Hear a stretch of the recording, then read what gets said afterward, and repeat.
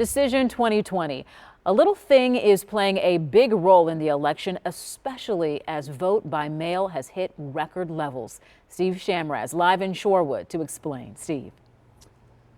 Shannon, we're at the post office tonight because the humble postage stamp is now a critical election supply for election clerks who are crushed with requests for ballots. That means they had to quickly figure out a way to pay for a whole lot of stamps.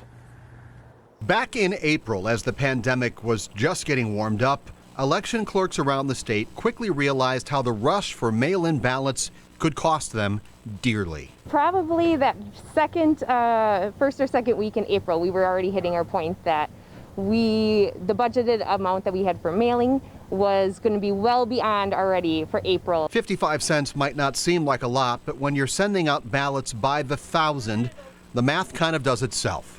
Shorewood Village Clerk Sarah Bruckman said the money has been flowing out so fast this year, they shot past the April budget and August and November.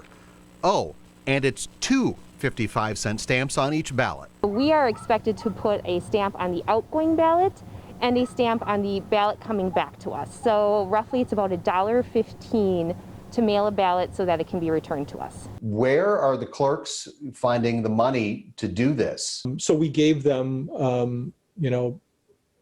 lot of money. I think it was in the neighborhood of $4 million, to cover, $1.10 for every registered voter in the state. Reed Magny explained how the Wisconsin Elections Commission came to the rescue. Congress sent money to the states to help with elections in a pandemic. Communities like Shorewood were eager for the help. We've already had about 17,000 ballots between the three elections.